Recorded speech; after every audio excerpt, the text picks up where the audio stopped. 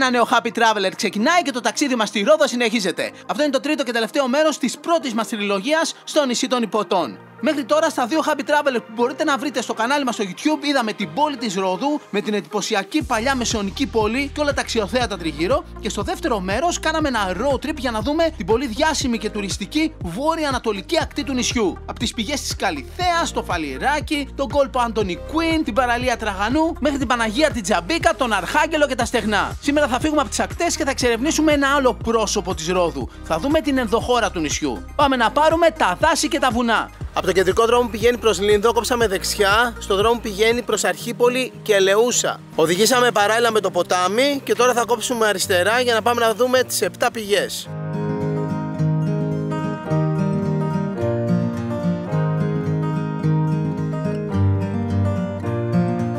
Φτάσαμε σε 7 πηγές, αλλά πριν πάμε σε 7 πηγές, πάμε να δούμε παγόνια που έχει εδώ πέρα. Πολλά παγόνια. Πω, και έχουν και ανοιχτά τα φτερά. Και είναι πανέμορφα. Wow. Τι γίνεται? Πόσα είναι τα αρσενικά? Αρσενικά έχει αρκετά. Τουλάχιστον 3 με ανοιγμένα φτερά έχει. Και είναι και οι θηλυκές που περπατάνε cool και ελέγχουν. Και τι θα διαλέξουν το πιο όμορφο? Ναι. Ποιος έχει το πιο ωραίο φτερό? Αυτόν. Καλησπέρα. Ωραία, τέλεια. Το μεγάλο ποτάμι που ήταν κάτω και οδηγήσαμε παράλληλα ήταν ο Λουτάνης. Αυτός εδώ είναι ένας μικρός παραπόταμος που καταλήγει στο Λουτάνι. 7 πηγές λέγεται το μέρος επειδή υπάρχουν 7 διαφορετικά σημεία μέσα από το βουνό από το οποίο βγαίνει το νερό. Και εδώ υπάρχει αυτή η πάρα πολύ όμορφη ταβέρνα που είναι σε πολλά επίπεδα και μπορείς να κάτσεις κυριολεκτικά λίγο πάνω από το νερό του ποταμού.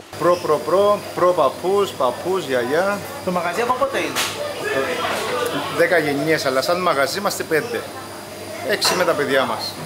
Και εδώ παλιά τι ήτανε? Ας πούμε στο πόλεμο είχε κάποια ιστορία? ιστορία? Παππούς, είχε μέλισσες. Α, τέλεια. Αγελάδες, αυτό ναι. με το τούνελ και τα λοιπά? Το τούνελ το φτιάξανε Ιταλοί το 1931.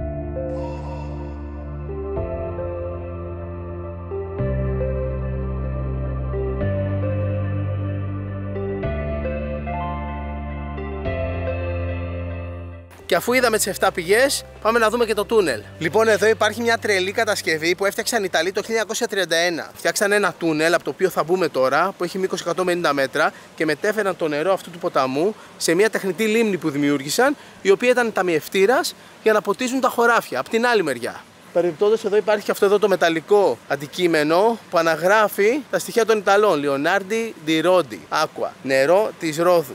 Κοιτάξτε, εδώ έχει αυτό όλο το αυλάκι που κατευθύνει το νερό για να μπει στο τούνελ. Πάμε να περάσουμε μέσα από το τούνελ που έφτιαξαν οι Ιταλοί το 1931.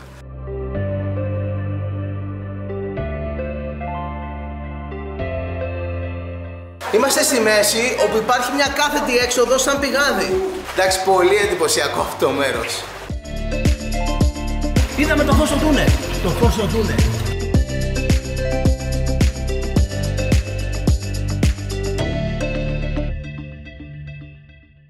Να και τεχνητή λίμνη. Αυτή τη λίμνη τη φτιάξαν οι Ιταλοί για να μαζεύει το νερό που έρχεται από το τούνελ. Και με το νερό αυτής της λίμνης ποτίζανε 7.000 στρέμματα κάτω στον κάμπο. Στα 50 μέτρα από εδώ έχει και έναν καταράκτη.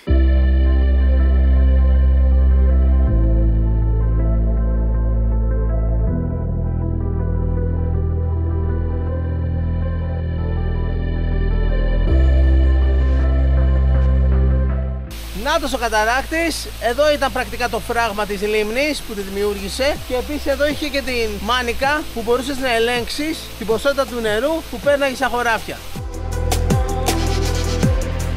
Μπορούμε να κατέβουμε και κάτω να δούμε το καταράκτη.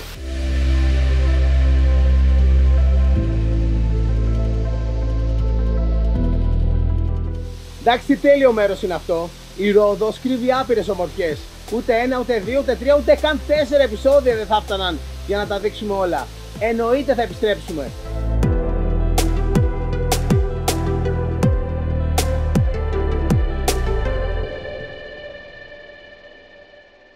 Ωραία να φάμε κάτι. Και τι θέλω? Την κοφρέτα με το κόκκινο το χρώμα. Σερενάτα, η αγαπημένη μας κλασική τραγανή κοφρέτα με σοκολάτα γάλακτος. Πάμε να συνεχίσουμε.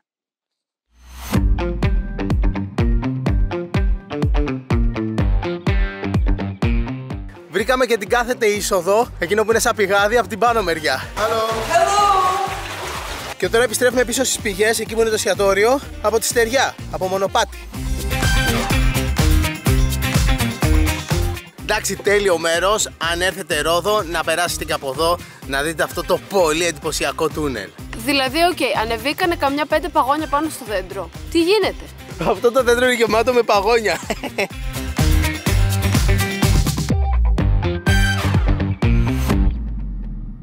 Πήραμε καφέ και είμαστε έτοιμοι να φύγουμε. Θα επιστρέψουμε σε αυτή εδώ την περιοχή αύριο πρωί για να συνεχίσουμε τη βόλτα μας και να ολοκληρώσουμε αυτό το μεγάλο κύκλο που κάνουμε στο βόρειο τμήμα της Ρόδου.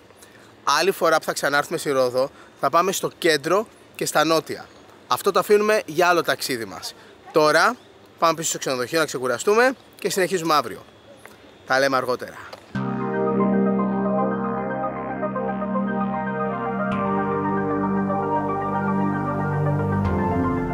Νύχτωσε. Πάμε για φαγητό. Πάμε για σουβλάκι. Γεια σας. Τι κάνετε, πώς είστε? Ωραία. Από πότε είστε το μαγαζί? Εδώ είμαι από το 2014, αλλά η ιστορία είναι παλιά. Από πότε? Το 1961. Το 1961. Ο πατέρας. Μετά ήμασταν 3 αδέλφια και χωριστήκαμε. Έμεινα εγώ εδώ με τα παιδιά μου και ο άλλος αδερφός μου με το γιο του στο άλλο μαγαζί. Κοιτάξτε εδώ, παραδοσιακό ροδίτικο σουβλάκι. Η πίτα είναι λαδόπιτα, δεν είναι κανονική πίτα, έχουν και κανονικές πίτες. Αλλά αυτή είναι η κλασική παραδοσιακή εδώ στη Ρόδο, είναι η λαδόπιτα. Είναι λίγο πιο λεπτή και είναι πιο λαδερή. Και μέσα χοιρινό σουβλάκι, ντοματούλα, κρεμμύδι, μαϊντανός, τζατζίκι και πατάτα τηγανιτή. Τέλεια!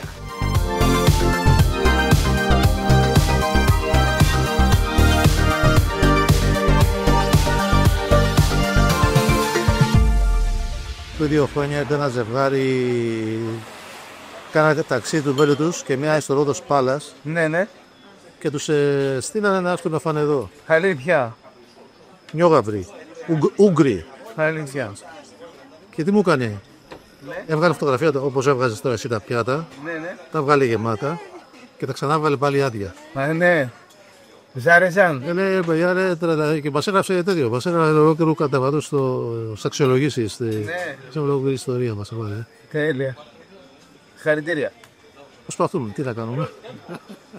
Τι Σακελάρης δεν είναι επίθετο? Όχι, όνομα. Ήταν το όνομα του πατέρα. Το όνομα του πατέρα. Αυτό είναι το μικρό του όνομα. Το πρώτο όνομα είναι Αποκάλυμνο. Αλήθεια, Σακελάρης. Σακελάρης Αποκάλυμνο, καταγωγή Αποκάλυμνο, αλλά στον πόλεμο έρχεται εδώ. Να είσαι καλά. Ευχαριστώ, Ευθύμη, να είσαι καλά. Ευχαριστούμε για την τιμή που μας έκανες. Γεια σας παιδιά, ευχαριστώ πολύ. Αυτό το σουβλατζίδικο δεν είναι από τα πολύ τουριστικά ή κλασικά, αλλά νομίζω ότι είναι πολύ γνωστό στους Ροδίτες και θεωρείται από τα καλύτερα σουβλατζίδικα του νησιού. Είναι από αυτά που χαιρόμαστε να στα προτείνουμε και αν είστε στη Ρόδο θα βάλουμε στο site μας τη διεύθυνση να έρθετε να το βρείτε. Βασικά ψάξτε το στο Google, το σουβλάκι του Σακελάρη. Αυτά. Πάμε για ξεκούραση, καληνύχτα. Γεια.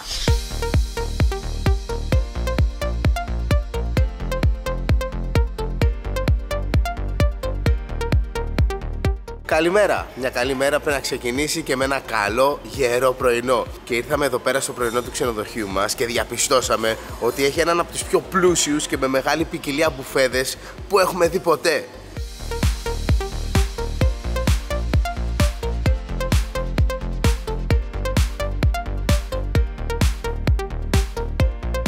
Εδώ είναι τα φουρνιστά, κρουασάν και πίτες. Τυρόπιτες, πανακόπιτες και μπουγάτσες. Βάφλες και τηγανίτες, 4 διαφορετικά κέικ και μάφινς από εκεί. Εδώ φτιάχνουν τηγανιτά αυγά και ομελέτες. Μπορείς να παραγγείλεις και ό,τι συγκεκριμένο θες, αλλά έχει και εκεί μπροστά έτοιμα να πάρεις επί τόπου και να φας. Εδώ είναι τα ζεστά, μπέικον, λουκάνικα κλπ. Έχει και κεφτεδάκια με σάλτσα και έχει και ρύζι και μακαρόνια για πρωινό αν θες.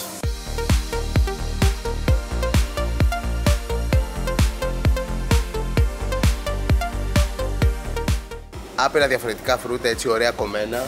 Κομπόστες για να συνοδέψουμε γιαούρτι. Και εδώ έχει και ολόκληρα φρούτα μπορείς να πάρεις. Πολύ μεγάλη ποικιλία σε τυριά και αλαντικά. Εδώ έχει τα δημητριακά πρωινού και μια ολόκληρη κερίθρα. Εδώ είναι η γωνιά με τα ελληνικά παραδοσιακά γλυκά. Έχει χαλβά, λουκουμάκι, παστέλι, μέχρι και κουραμπιέδες και μελομακάρονα κατά καλό καιρό. Και εδώ αληφές, τα ραμοσαλάτα, χούμους, τζατζίκι και άλλα πολλά. Και εδώ για όσους θέλουν να ξεκινήσουν με στυλ τη μέρα τους. Και τελευταίο και πολύ σημαντικό, τα ψωμιά. Πάρα πολλές επιλογές και εδώ. Σαν να είσαι σε έναν από αυτούς τους φούρνους με τα πάρα πολλά διαφορετικά ψωμιά. Ωραία, αυτός ήταν ο μπουφές. Πάμε να γεμίσουμε πιάτο και να κάτσουμε να φάμε. Καλή όρεξη! Όπως βλέπετε, τίμησα τον πάγκο με τα ψάρια.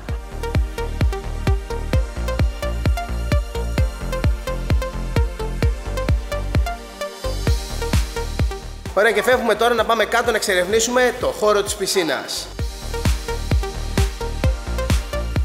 Το ξενοδοχείο που μείναμε στη Ρόδο, το Atrium Platinum, είναι ένας παράδεισος και θα κάνουμε διαγωνισμό να κερδίσει ένας από εσάς διαμονή σε αυτό το τέλειο μέρος. Για περισσότερες πληροφορίες και για να λάβετε μέρος, βρείτε μας στο Instagram.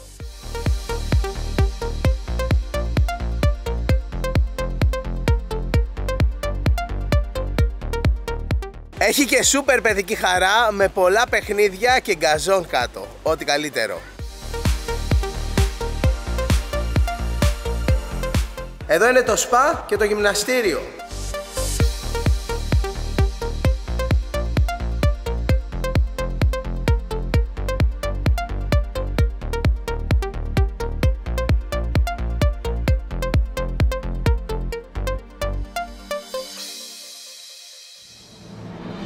Είμαστε και πάλι στο αυτοκίνητο και έχουμε πάρει τα βουνά της Ρόδου. Από την περιοχή των 7 πηγών που επισκεφθήκαμε νωρίτερα, πηγαίνουμε τώρα ακόμα πιο δυτικά προς Αρχίπολη.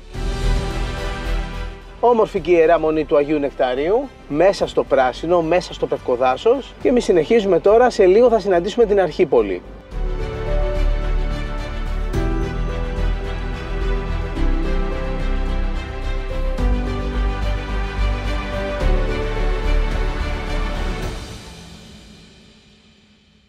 Φτάσαμε στην Αρχίπολη. Γενικά η Ρόδος έχει συνολικά, λένε, 44 χωριά και η πόλη της Ρόδου 45 οικισμοί. Ένα από αυτά είναι και η Αρχίπολη. Πόσα άτομα έχετε εδώ τον πληθυσμό? Ψηφίζουν γύρω στα 500, αλλά έχει πολλά άτομα που είναι στο εξωτερικό. Και έχουν εξοχικά. Ναι.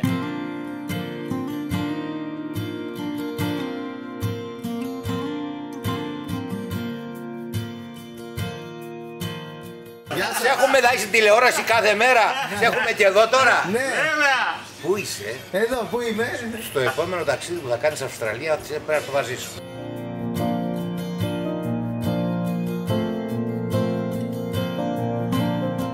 Ο Πολιτιστικός Σύλλογος της Αρχίπολης, Άγιος Μινάς, έχει φτιάξει ένα λογογραφικό μουσείο σε παραδοσιακό σπίτι. Πάμε μέσα να δούμε.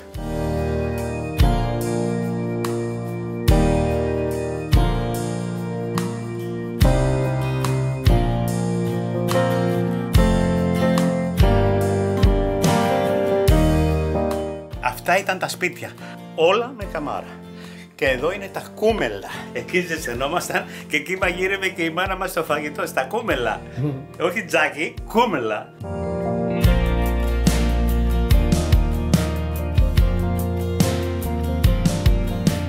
Το τραπεζάκι καθόμασταν και τρώγαμε όλοι μαζί.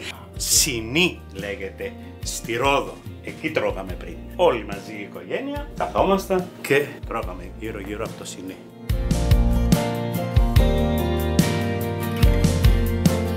Εδώ ήταν παλιά το κέντρο του... Ναι, ο παππούς μου καφενείο, μετά το έκανε σούπερ τον μπακάλικο πατέρας μου. Εδώ είχε άλλο καφενείο. Εδώ ήταν το κέντρο, ήταν η πλατεία. Ήταν εδώ το κέντρο.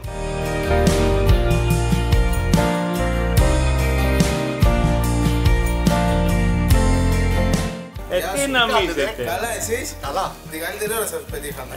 Κατάλληλη στιγμή. Πάντα σας κάνω ένα σουβλάκι. Όχι, δεν πειράζει. Γιατί, ελάτε. Δεν είναι ωραία, αγόρι μου. Ορίστε. Τι έγινε εσύ, όμορφε? Είστε καταπληκτικοί. Ευχαριστώ πάρα πολύ. Να είστε καλά. Κέρασμα σουβλάκι. Να το. Τέλεια. Ευχαριστώ πάρα πολύ. Καλώς ήρθατε στο χωριό μας. Να είστε καλά. Βέβαια. Πω. Τέλειο είναι. Αρχιπολενό σουβλάκι. Τέλειο είναι.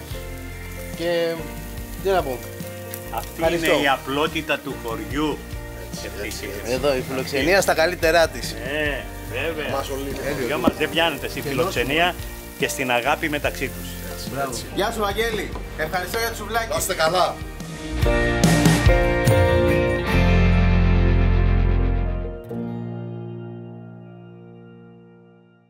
Στάση να ταΐσουμε το αυτοκίνητο και να πιούμε καφέ. Γεια σου, Μιχάλη. Ευτύχη μου. Με αγάπη, φιλέ. Μιχάλη, ευχαριστώ πολύ. Παρακολουθούμε λοιπόν.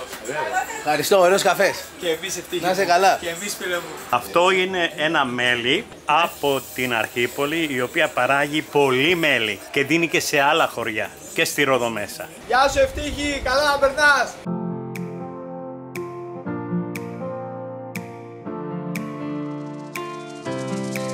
Άλλη μια στάση εδώ πέρα στην Αρχίπολη.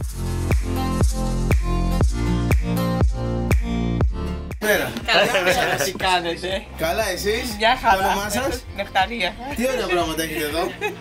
Δικά μου, παραδοσιακά. Ωραία, δεν έχετε και ζωάκια.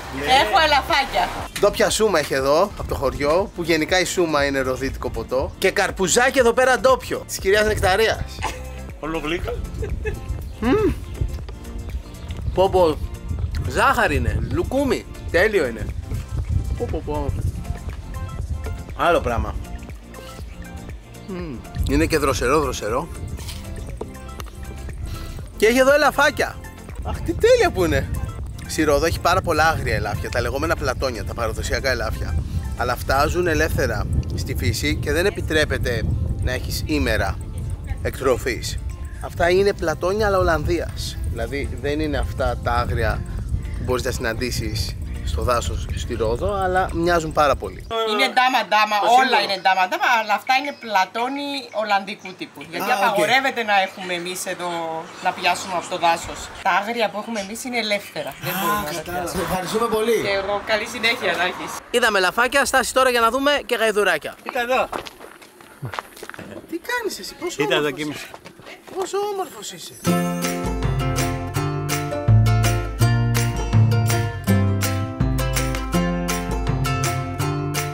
Τι ωραία που είστε εδώ με τα ζωάκια σας.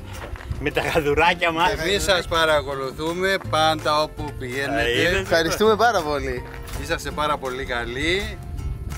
Ωραία. Και σαν οικογένεια. Πόσα έχετε? 18. Ωραία, όμορφα είστε. Αυτό είναι ορφανό. Και το είχαμε από μωρό στο σπίτι. Το δίναμε με το πιπερό γάλα, το μεγαλώσαμε. Όπως και το κατσικάκι. Και το κατσικάκι το ίδιο. Και τα έχουμε μαζί και κάνουν παρέα τώρα. Γεννήθηκε την καθαρή Δευτέρα και τη βγάλαμε καθαρούλα. Τι ωραίο.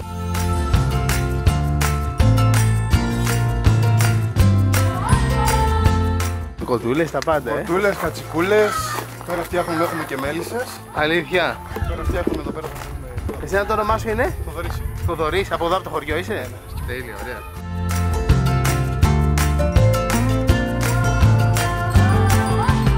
Τι όμορφος χώρος. Και εδώ υπέροχες κούνιες και τραπεζάκια δίπλα στο αμπέλι. Φανταστικά. Εντάξει, μια τέλεια επισκέψιμη φάρμα που έρχεσαι να δεις τα ζώα και γενικά εδώ το χώρο που είναι πανέμορφος.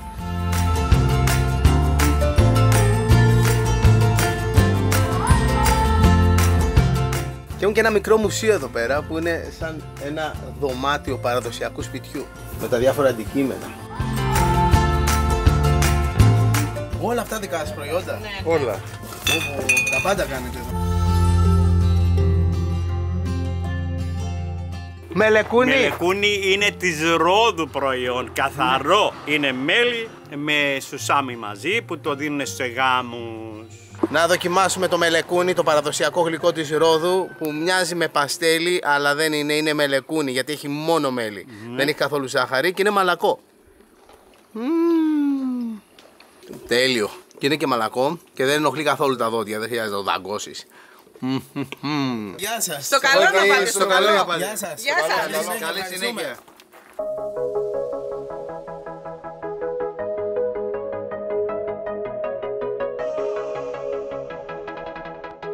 Συνεχίζουμε οδηγώντας μέσα στο δάσος προς τα δυτικά και από Αρχίπολη πηγαίνουμε προς Ελεούσα. Ουσιαστικά διασχίζουμε όλο το νησί και από την ανατολική ακτή θα βγούμε στη δυτική. Πραγματικά εδώ το σκηνικό είναι κάτι εντελώς διαφορετικό από ό,τι συνηθίσαμε στις ακτές.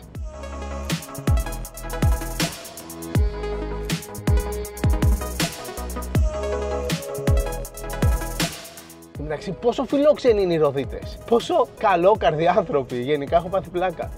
Έχω ξανάρθει πολλές φορές στη Ρόδο και πάντα μου έκανε εντύπωση, αλλά αυτή τη φορά νομίζω ότι το νιώθω λίγο παραπάνω.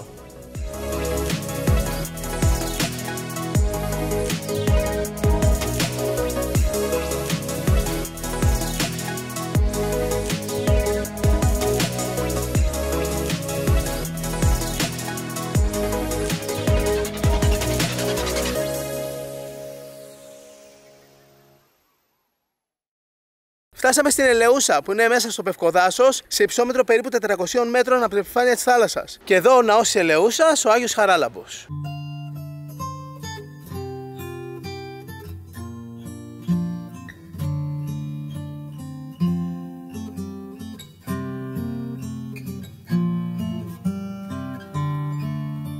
Εδώ έχει πολλά παλιά εγκαταλειμμένα κτίρια από την εποχή των Ιταλών. Αυτό για παράδειγμα ήταν παλιό Ιταλικό νοσοκομείο. Και αυτό εδώ ήταν κατοικίες των Ιταλών. Γενικά η περιοχή εδώ της Ελεούσας είχε πολύ σημαντική στρατηγική σημασία για τους Ιταλούς. Εδώ ήταν το στρατηγείο τους κατά το Δεύτερο Παγκόσμιο Πόλεμο. Και μετά τον πόλεμο φτιάξαν εδώ ένα σενατόριο για τους άρρωστους από φυματίωση για να έρθουν εδώ να γιατρευτούν.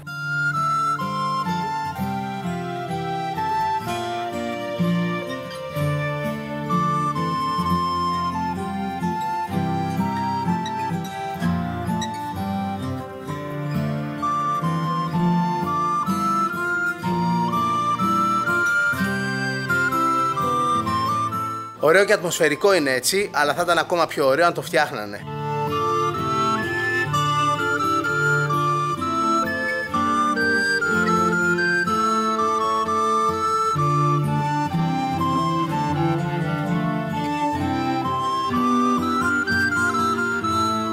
Αν σας εμπνέουν ταξιδιωτικά τα εγκαταλελειμμένα κτίρια και αυτά έτσι τύπου χωριά φάντασμα κτλ., εδώ θα είναι ένα μέρος που θα λατρέψετε. Αλλά εννοείται, το έχουμε πει και το ξαναλέμε, προσοχή σε τέτοια μέρη. Δεν φυλάσσονται, δεν έχουν γίνει έργα, υπάρχει κίνδυνος να πέσουν πράγματα, υπάρχουν σημεία που μπορεί να γλιστρήσεις και να πέσεις με μεγάλη προσοχή και αν δεν είστε σίγουροι για το τι κάνετε, μην μπαίνετε μέσα.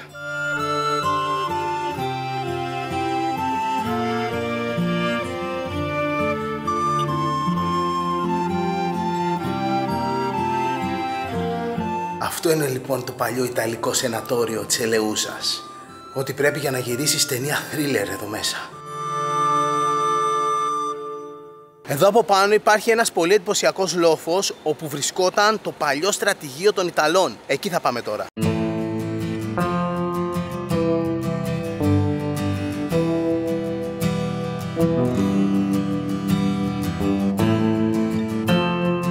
Και εδώ υπάρχει ένα υπέροχο τεράστιο συντριβάνι. Κοιτάξτε πώς είναι. Υδραγωγείο, ναι. Κατέβαινα σωλήνες κάτω στη Ρόδο. Από εδώ νερό στη Ρόδο, ναι. Μιλάμε για χιλιόμετρα. Όλα αυτά τα έφτιαξαν οι Ιταλοί πριν το Δεύτερο Παγκόσμιο Πόλεμο. Καμποτζάρο, έτσι είχαν ονομάσει οι Ιταλοί την Ελεούσα. Γενικά οι Ιταλοί κάναν πάρα πολλά έργα εδώ στη Ρόδο γιατί πιστεύαν πραγματικά ότι θα μέναν. Πιστεύαν ότι θα την είχαν για πάντα. Όμως χάσαν τον πόλεμο.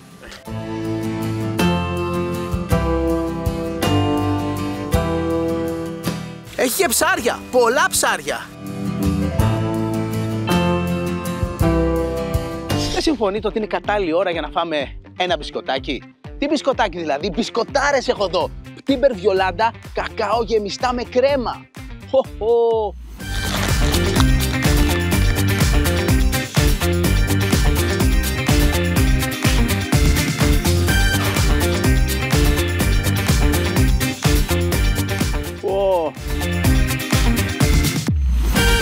Νομίζω έχω καινούριο αγαπημένο μπισκότο.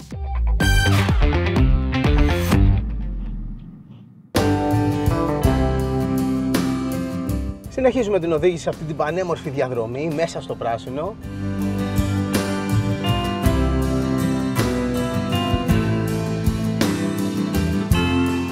Αυτός είναι ο Άγιος Νικόλαος Φουντουκλή, μία από τις παλαιότερες εκκλησίες σε όλη τη Ρόδο. Είναι βυζαντινός ναός του 15ου αιώνα. Είναι χτισμένο σε φανταστική τοποθεσία μέσα στο δάσος.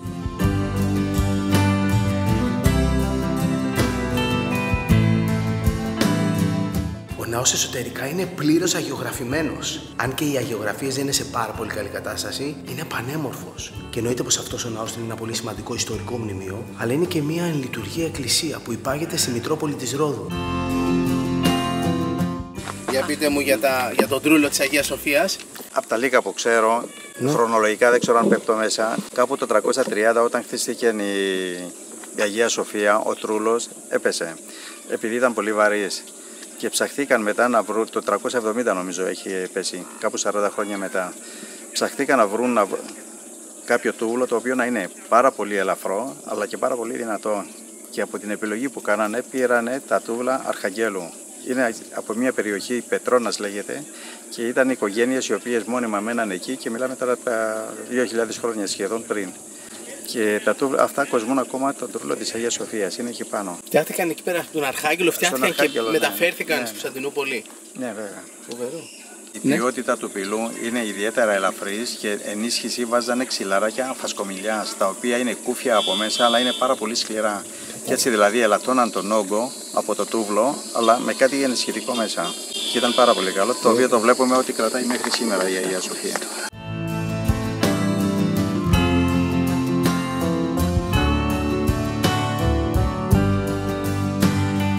Με τις φωτιές του 2023, από ένα σημείο εδώ πιο πάνω και μετά, έγινε μεγάλη καταστροφή. Κάηκε μεγάλο κομμάτι αυτού του απίθανου πανέμορφου δάσους της Ρόδου.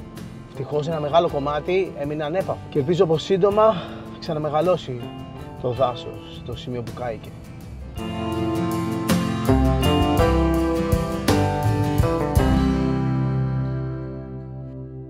Φτάσαμε στον προφήτη Ηλία. Εδώ υπάρχει ένα παλιό ιστορικό Ιταλικό ξενοδοχείο, το Έλαφος, το οποίο έχει φτιαχτεί, λειτουργεί κανονικά. Αλλά υπάρχει και ένα άλλο, η Ελαφίνα, το θηλυκό, από την άλλη μεριά, το οποίο δεν φτιάχτηκε και είναι εγκαταλειμμένο. Σε αυτή εδώ την περιοχή είχε το στρατηγείο του ο διοικητής της Ανατολικής Μεσογείου της τότε Ιταλίας, ο Ντεβέκη.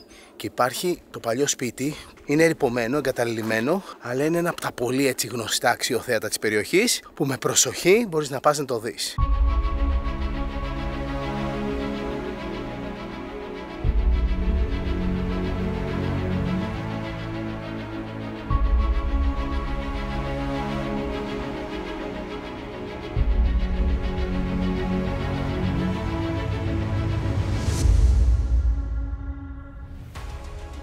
Wow! Τι θέα είναι αυτή! Εντάξει, μπορεί να είναι ερείπιο, αλλά έχει μία έγκλη, έχει μία ιταλική φινέτσα, θα μπορούσα να πω. Έχει κάτι γκράφιτι στους τοίχους και γενικά είναι υπερλερωμένη από, δεν ξέρω, συνθήματα, ονόματα κτλ.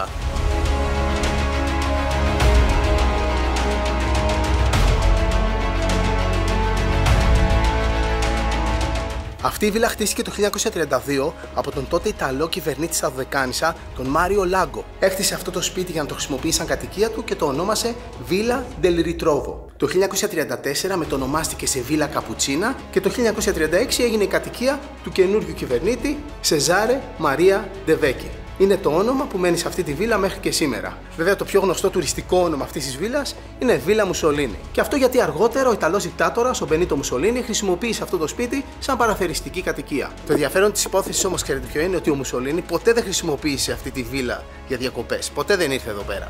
Απλώς έμεινε το όνομα. Ένας άλλος όμως Ιταλός, ο βασιλιάς Βιτόριο Εμμανουέλε ο Τρίτος, που είχε αυτό το σπίτι σαν παραθεριστική κατοικία, ήρθε και το επισκέφθηκε.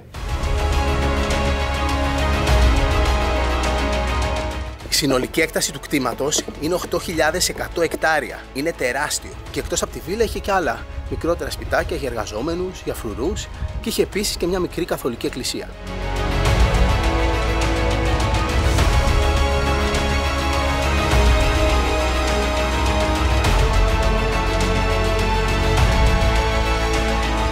Κατά τη διάρκεια της κατοχής, επειδή εδώ πέρα είχαμε γερμανική κατοχή, αυτή η βίλα λαιλατήθηκε από τους Γερμανούς.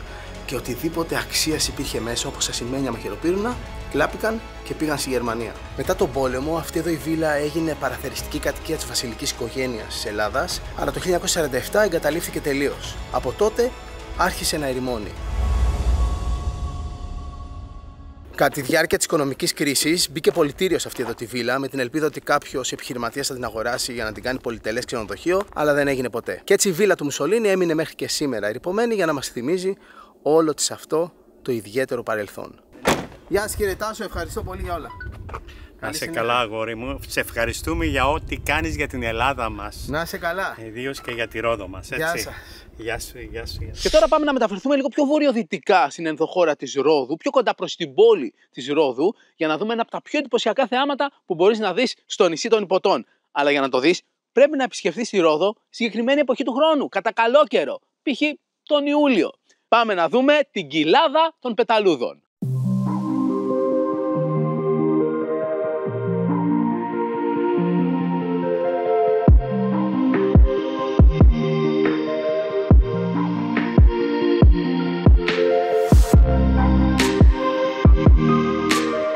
Περίπου μισή ώρα από την πόλη της Ρόδου στη δυτική πλευρά του νησιού, κοντά στην περιοχή του αεροδρομίου και πάνω από το χωριό Θεολόγος, βρίσκεται η κοιλάδα των πεταλούδων.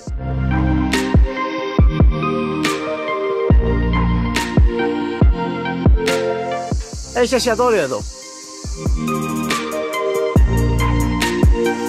Ποια είναι η καλύτερη εποχή για να έρθει κάποιος εδώ? Αυτή, Ιούλιο-Αύγουστο. Τέλεια. Ωραία, άντε, γεια σας, καλή δουλειά. Να είστε καλά, γεια σας. Είμαστε εδώ, υπάρχει μια πολύ όμορφη διαδρομή μέσα στη φύση, μπορείς να την περπατήσεις και να βγεις στην άλλη πλευρά. Το μέρος είναι μια όαση, ένας παράδεισος. Έχει νερά, έχει πλατάνια, έχει πολλή βλάστηση και έχει και πεταλούδες.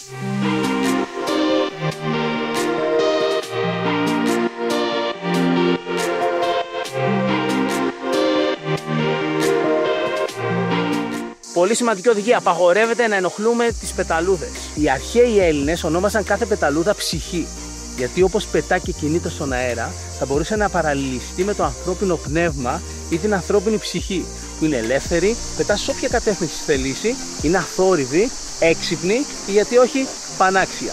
Αυτή η πεταλούδα της Ρόδου που θα δούμε, η πανάξια quadripuktaria ή στα ελληνικά η πανάξια η τετράστικτος, ανήκει στην κλάση των εντόμων, την τάξη των λεπιδοπτέρων.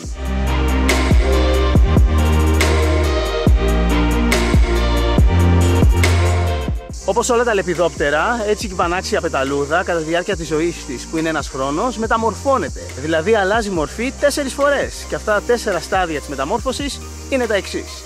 1. Αυγό. 2. Κάμπια ή προνύμφη. 3. Χρυσαλίδα ή κουκούλι. Και 4. Ακμαίο ή τέλειο έντομο, δηλαδή πεταλούδα.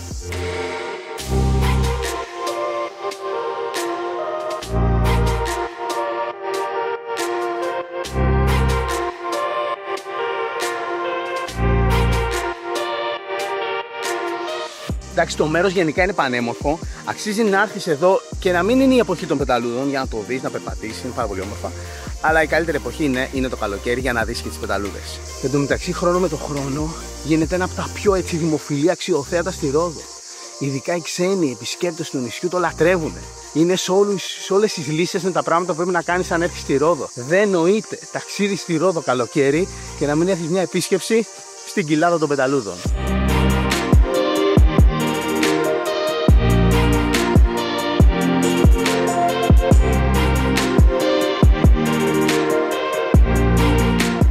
Είμαστε στη μέση, εδώ είναι ο δρόμος και μετά συνεχίζουμε στο πάνω κομμάτι της κοιλάδας. Εδώ έχει ένα φράγμα από αυτά τα φράγματα που είχαν φτιάξει οι Ιταλοί στην περιοχή για να μαζεύουν το νερό και να ποτίζουν τις καλλιεργήσιμες εκτάσεις. Και σε αυτή τη μικρή λίμνη που δημιουργείται υπάρχει ένας μικρός καταράκτης. Περνάμε κάτω από αυτό το τούνελ, κάτω από το δρόμο και πηγαίνουμε στο πάνω κομμάτι της κοιλάδας των πεταλούδων.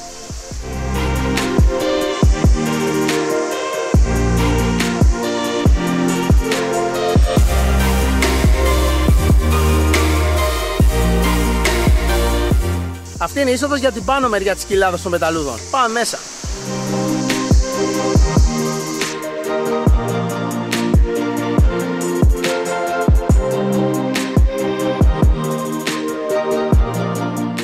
Νομίζω πλέον είμαστε στο σημείο που έχει πάρα πολλές.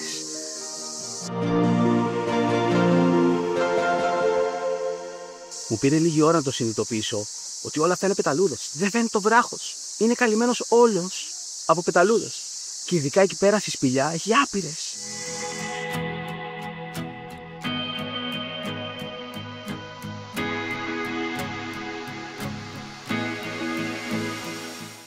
Είναι μοναδικό το θέαμα, δεν πίστευα ότι ήταν τόσες πολλές. Είναι εκατομμύρια, μην πω δισεκατομμύρια. Ας μείνουμε στο εκατομμύρια, είναι εκατομμύρια πεταλούδες. Σύμφωνα με τους αρχαίους Έλληνες, εκατομμύρια ψυχές.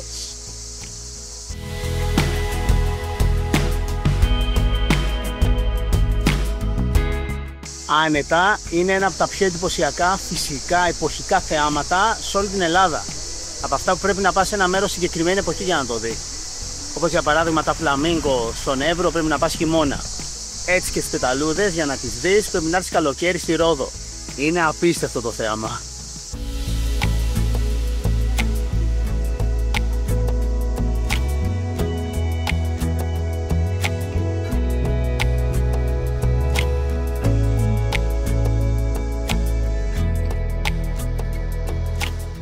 Εν τω μεταξύ εδώ πέρα έχει και καβούρια. Είναι ο κάβουρας της Κοιλάδας. Είναι ενδυμικό σπάνιο είδος κάβουρα γλυκού νερού. Κάβουρας της Κοιλάδας, ο ποταμών Ρόδιουμ. Η ιδιαιτερότητα αυτού του κάβουρα είναι το αποτύπωμα της πεταλούδας στο καβούκι του. Λέγεται ότι έχει προέλθει από φυσική επιλογή και από διαδοχικές μεταλλάξεις με το πέρασμα του χρόνου, έτσι ώστε να επικρατήσει το συγκεκριμένο είδος, που ζει αρμονικά με τις πεταλούδες. Θεωρείται πολύ σπάνιο είδος, είδος προς εξαφάνιση.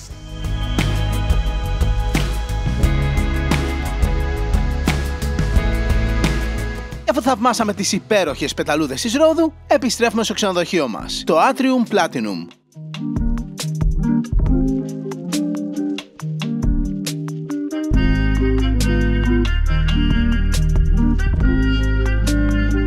Κάτσαμε για μεσημεριανό φαγητό σε ένα από τα αλακάρτε εστιατόρια του ξενοδοχείου. Βασικά έχουν ένα ελληνικό και ένα ιταλικό το μεσημέρι. Και πάνω στον τελευταίο όροφο, το απόγευμα, το βράδυ, έχει αλακάρτε ιταλικό και ασιατικό. Πήραμε μια κλασική χωριάτικη σαλάτα, εδώ ροδίτικη που βάζουν και καπαρόφυλλα. Τα παιδιά πήρανε ψαράκι με πατάτες, λαβράκι φιλέτο. Και αυτό εδώ είναι ψαρόσπακα καβιά. Και αυτό το πανέμορφο πιάτο είναι σεβίτσε με λαβράκι. Πω, πεντανόστιμη σούπα.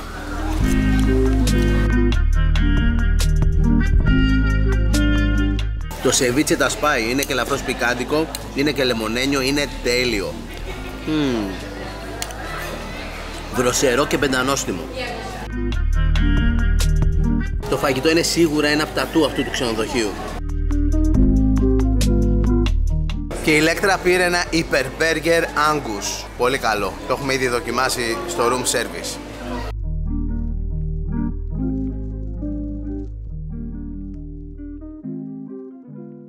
Ευχαριστούμε πάρα πολύ για όλα. Εμείς ευχαριστούμε. Να είστε καλά, καλή σεζόν. Επίσης. Γεια σας. Φεύγουμε. Είναι από αυτά τα μέρη που έρχεσαι και δεν θες να φύγεις. Όταν ξανάρθουμε Ρόδο να κάνουμε το νότιο τμήμα του νησιού, θα μείνουμε σε τέτοιο ξενοδοχείο. Έχουν άλλα δύο ξενοδοχεία ο ίδιος όμιλος στα Atrium. Ένα στη Λίνδο κοντά και ένα κάτω-κάτω, το Prestige, που είναι στη νότια Ρόδο. Εκεί θα πάμε να μείνουμε άλλη φορά. Για την ώρα πάμε μία ακόμα βόλτα και μετά αεροδρόμιο για να φύγουμε για Θεσσαλονίκη.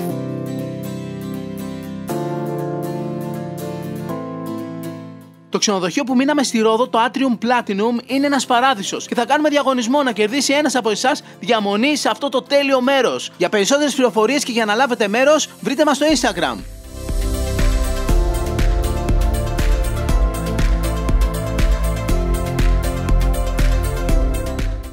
Είμαστε στο αεροδρόμιο Διαγόρας της Ρόδου, αφήνουμε το αυτοκίνητό μας και πάμε να πετάξουμε. Και κάπου εδώ ολοκληρώνεται αυτό το ταξίδι μας στη Ρόδο, η πρώτη τριλογία στο νησί των Ιππωτών. Εννοείται κάποια στιγμή θα επιστρέψουμε στο τέταρτο μεγαλύτερο νησί της Ελλάδας για να το εξερευνήσουμε από τη μέση και κάτω. Για την ώρα επιστρέφουμε Θεσσαλονίκη και τα λέμε την επόμενη φορά. Μέχρι τότε να είστε καλά, φιλιά πολλά και να θυμάστε ότι η πιο σημαντική αποσκευή σε κάθε ταξίδι είναι η καλή μας διάθεση. Γεια!